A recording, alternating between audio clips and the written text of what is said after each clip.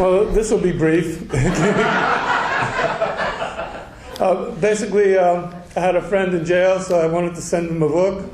And I knew about the Human Kindness Foundation, who sends books to prisoners.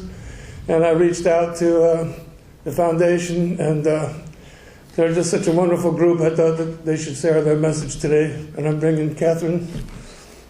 Thank you so much.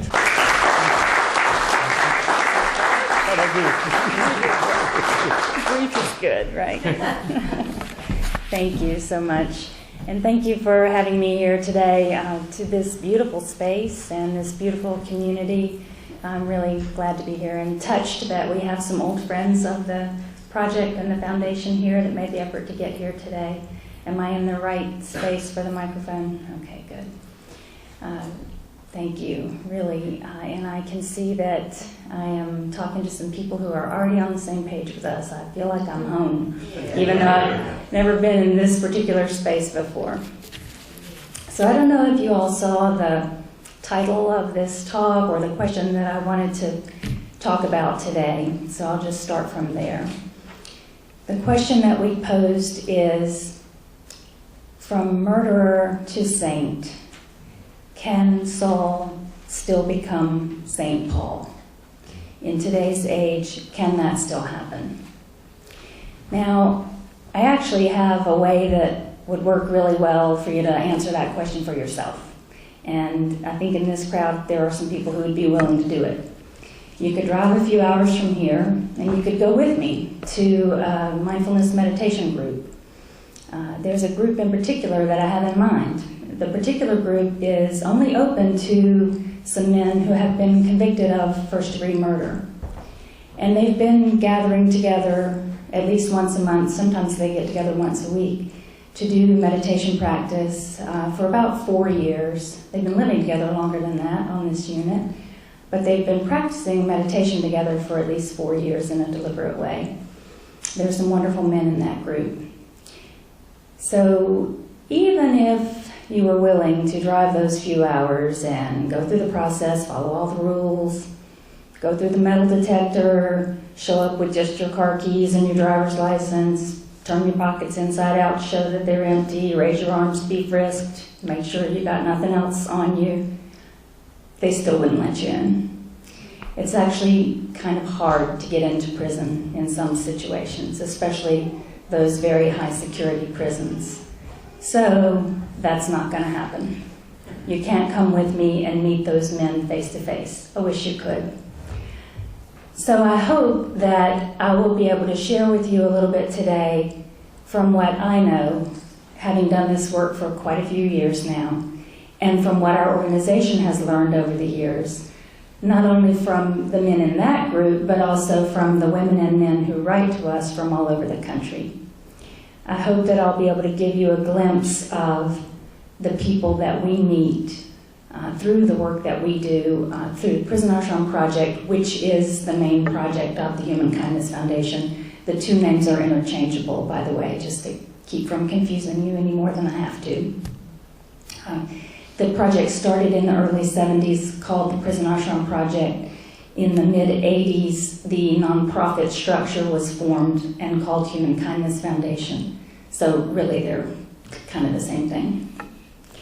So I am not here to load you up with a bunch of facts. You've got Google for that.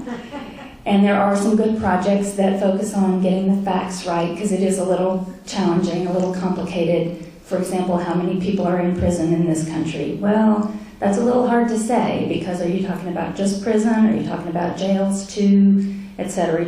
Are you including people who are on probation? So these questions can be a little complicated. That's not what I'm here to talk about today. I will give you just a few figures from our project before we get started into the stories. We tend to stay around 40,000 people who are incarcerated on our active mailing list. That means people that we've heard from in the last 2 to 3 years who are locked up and who are interested in getting our materials about spiritual transformation. Now, they're spread out all over the country. We tend to have about 5,000 different facilities on our database that we're sending mail into. So that's jails, prisons, could be halfway houses, could be locked wards of psych units, that sort of thing, any kind of facility that we send into. We have newsletters, and there are some on the table out there. I hope you'll take one or two with you when you leave here. We send books, we send newsletters. Our materials are always free to people who are locked up. So that's what we do. That's the main thing that we do. And then we also have these groups that we do face-to-face when we can. We're a staff of 2 with some volunteer help. So obviously we can't serve 40,000 people face-to-face, but we do have some groups face-to-face. Our best-known book is called We're All Doing Time, written by Bo Lozoff in the mid-'80s. We just this last year did the 21st printing of that book, which brought the total number in print to 500,000 copies. It's a popular book. It's still popular, even though it was written so long ago. In fact, it was written before some of the people who are getting it now were born. And yet it is still relevant. We're still getting letters from very young men and women who are locked up, who some of them say it's the first book they've ever read. And we get letters from really every kind of person who's locked up. And that means every kind of person, because there are a lot of people locked up, and they come from all parts of life. Yes, people with lower education levels and lower economic levels are overrepresented in the incarcerated population, but they are not the only ones who are locked up. We get letters from people who have family support and who don't. People who have good educations and who don't. People who have religious backgrounds and who don't.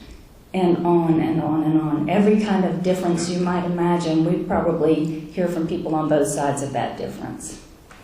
But we do frequently hear, this is the first book I've ever read.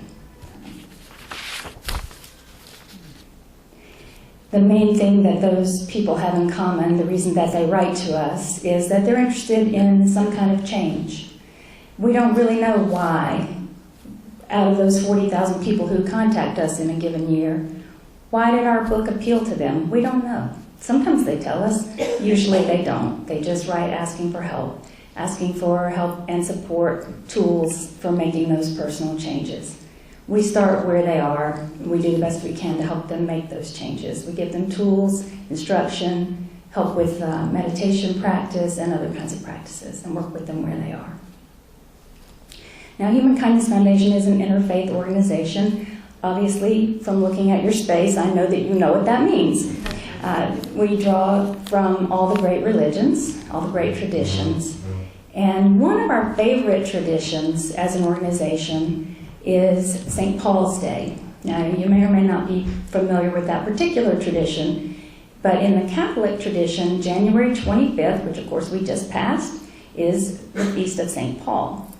For us, that is a big holiday in the year, because what better saint to celebrate for us than Saul, who became St. Paul?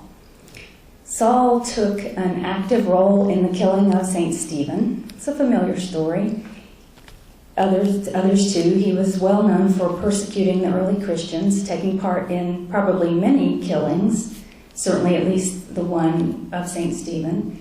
And then he met God on the road to Damascus, God in the form of a blinding light, and he was transformed. So instead of persecuting people, he began to follow this crazy fringe Messiah named Jesus. This person who was saying crazy things like, "Blessed are the peacemakers," and "Love thy neighbor," and "Blessed are the meek." Crazy, right? And maybe the very craziest one of all, which was, "Let him who is without sin cast the first stone." That's probably our favorite around Human Kindness Foundation. Let him among you who is without sin cast the first stone. So since it's been so meaningful for us as a community, I'd like to tell you a little more about how we celebrate St. Paul's Day. And we've done it different ways over the years. Of course, as an organization, things change, things shift. We've had different, we've been around for over 40 years. Of course, some things change in the formats. But we've stuck with the purpose of St. Paul's Day, which is an affirmation that spiritual transformation is possible, and it is the purpose of our time here on earth. So it's possible, and it is really important. It's why we're here. And we have a liturgy. We get together as a group. Usually it's a pretty small group of people who are interested in doing this. And we gather in a circle, and each person looks at each other person in the circle and affirms by repeating this short liturgy that I believe in your spiritual transformation. And each person goes around and makes that affirmation to each other person. It's also a time that we reject cynicism. Now, in this context, you know what cynicism looks like? It's like, well, yeah, I believe people can change, but, you know, Betty Sue over there, she's never going to change. That's what cynicism looks like, and we really try to let go of that, at least for that ceremony, and affirming that we want to let go of that permanently. Even people we maybe don't like very much or we're mad at. Maybe we work together, or maybe we live together. People in that circle maybe who have committed serious crimes. But sometimes they're not even the hardest ones. Sometimes it's that person who just annoys you and you have to work with or live with or be neighbors with. That might be the hardest one to affirm that. I believe in your spiritual transformation. I believe it's possible, and I believe it's your purpose here on earth. And of course, it can also be even harder to believe it for yourself. I believe it's my purpose here on earth, and I believe it's possible for me. It is what our project is about, after all. And of course, Christians aren't the only ones who celebrate a murderer who has turned into a saint. In Tibetan Buddhism, we have the story of Milarepa. The story goes that as a young man, he killed 25 people in revenge for stealing his father's wealth. Then later in his life, he used Buddhist practices and became fully enlightened. So, of course, becoming a saint himself. When I was thinking about what I wanted to share with you all today, I realized that in a lot of ways, when we talk about people who live on death row. And I realized it sort of made it sound like there's this one place in the world called death row. Of course, that's not true. There are 31 states in this country who have the death penalty currently, and then there's the military and the federal government, etc. So there are potentially a lot of places that we call death row. There's also, I wanted to say that usually when I mention someone, I'm going to be using not their real name. We do need to protect confidentiality, partly for the individual's sake, but also because of policies with the facilities. We have to, of course, respect the rules about what we can divulge. Our founder, Bo Lozoff, who had a great sense of humor, used to say, names have been changed to protect the guilty. And we're still doing that. But this first man that I want to talk about does use his real name and location. He has published a book using his real name, Jarvis J. Masters, and I recommend his book strongly. It's called Finding Freedom, Writings from Death Row. Jarvis is a Buddhist, and his book is about how he used Buddhist practices after he was incarcerated. He is a longtime friend of Human Kindness Foundation and also is on our spiritual advisory board. He is someone, now I actually don't know if he is a murderer. It kind of messes up my title, right? But that's not the most important thing going on, even I have to admit. I don't know if his crimes include murder. I do know that he committed some crimes. He was incarcerated when he got the sentence that placed him on death row. But I do not know if he's guilty of that sentence, of that crime that he was convicted of. What I do know or believe in my heart is that he is a transformed person. When he gets a visitor there in California on death row, he's brought down to the visitor area in shackles, arms and legs. He's placed into a small metal cage, still in shackles. And then the visitor is allowed in only after they put on a bulletproof vest. Now, the reason the visitor puts on a bulletproof vest, it's not that they think Jarvis might have a gun. It's because the guards want the freedom to shoot Jarvis if they feel the need. And yet, in that kind of a circumstance, Jarvis has a smile that lights up the place. Jarvis has a generosity of spirit that fills those visitors with positive energy and love. Jarvis, who lives in that kind of a restrictive environment, actually makes donations to Human Kindness Foundation. He's not allowed to have money. He doesn't live in a money economy. But he sends us hundreds of dollars worth of stamps. And he wrote this one book, and he gave us permission to send it out free. He gets no royalties for that, no compensation of any kind. We share that book freely with other inmates, and it's a huge help to them. A very generous man. Is that a saint? Another friend who also lives on death row was tortured as a child. Now, I want to make an agreement with you this morning. I'm going to spare you the details of what our friend Trey's childhood was like. If you will agree with me that I'm not using that word torture lightly. You and I might sometime have a conversation that uses that word. People do casually. We might be talking about traffic or slow Wi-Fi or something, and we might throw that word around casually, but believe me, I'm not using it that way in this context. But I will leave out the description. Trey tells me that he did commit murder somewhere around 25 years ago. In the last several years, I've heard from a number of men on the same unit that Trey lives in. Those men lean on Trey. He's an elder to them. When they're angry, when they're on edge, when they're down or close to giving up, they go to him. They use him the way you might use a pastor or a very, very close friend.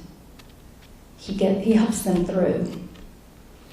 And recently, a few months back, on that same unit, there was a series of incidents, and again, I'll spare you the details, but there were some very difficult situations going on in that unit. Very challenging. An already difficult place to live was even harder. The men were really having a rough time. Everybody was on edge, guards and inmates.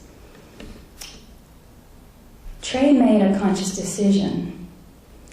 He decided on a daily habit in the morning on his way to breakfast.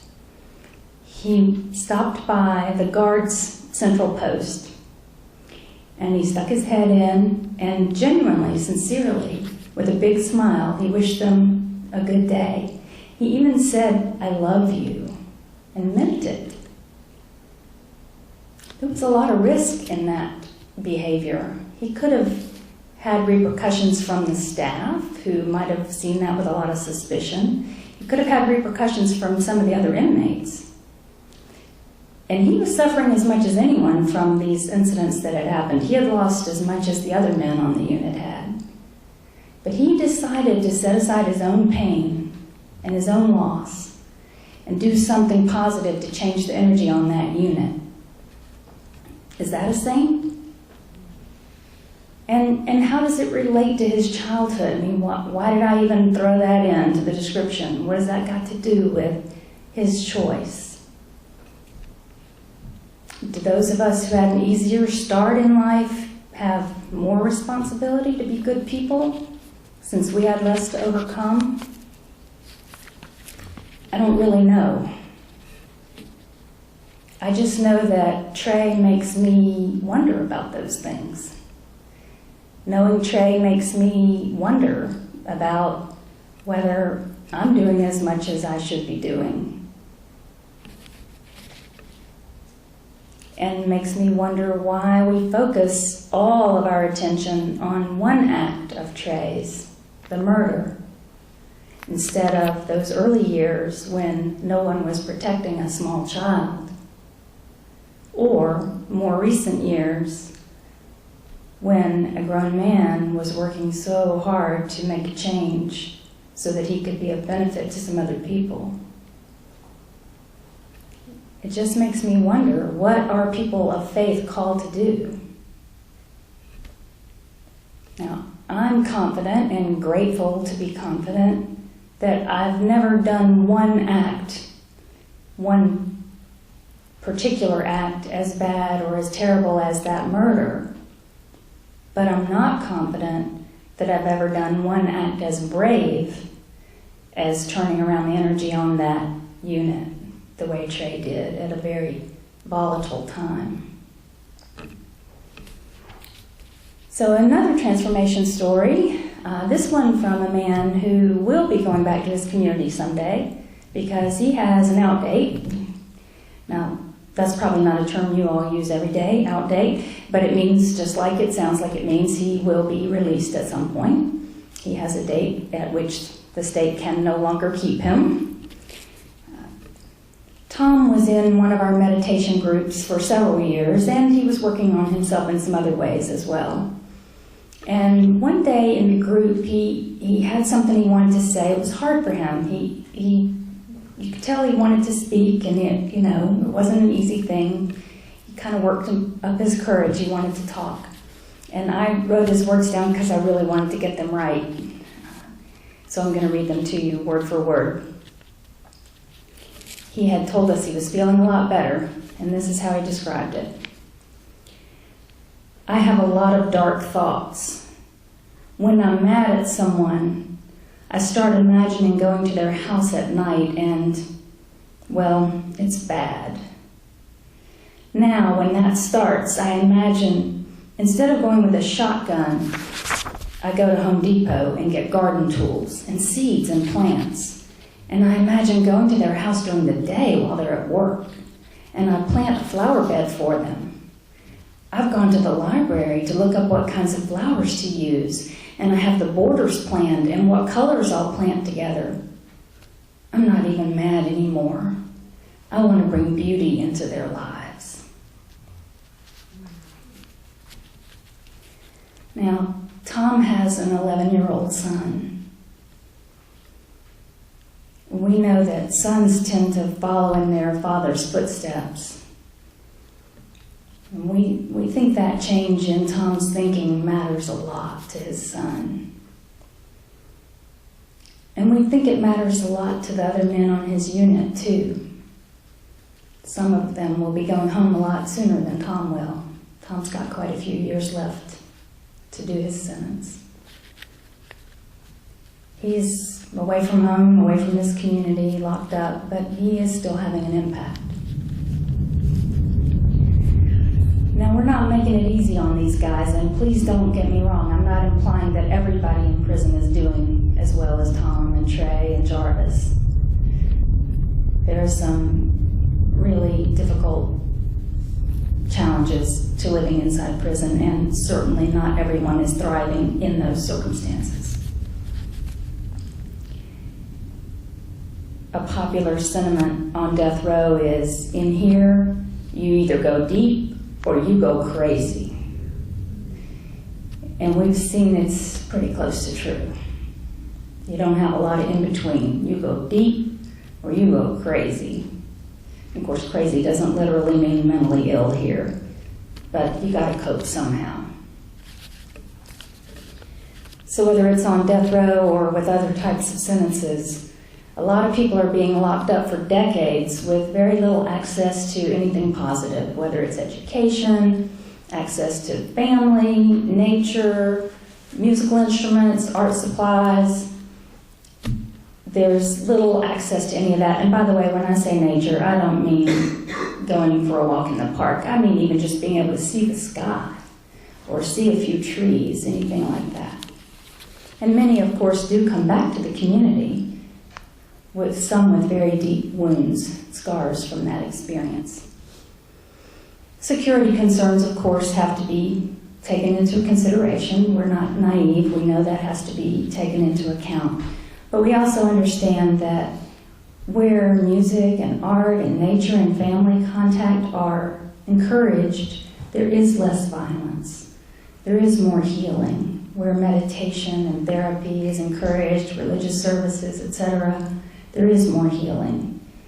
So we might need a broader view of what security means in this culture. One of our friends, Jonathan, who is locked up in California, he's been there for at least 15 years.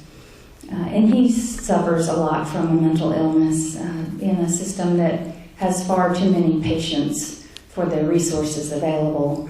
So some of his letters are not especially clear. But in one of his more beautiful, clear letters, he expressed a real generosity of spirit, a real sense of contentment that he is where he needs to be, and he was okay with that. And the reason he gave was, in here, there are so many people to help. Jesus would be jealous. I love that. And of course, who knows what Jesus really thinks, right? I don't have a direct hotline for that. Sorry about that. I just don't know exactly what Jesus thinks. But I have a few suspicions. And it hit me recently that I have an image of Jesus reaching out to marginalized people that was a little bit maybe too narrow.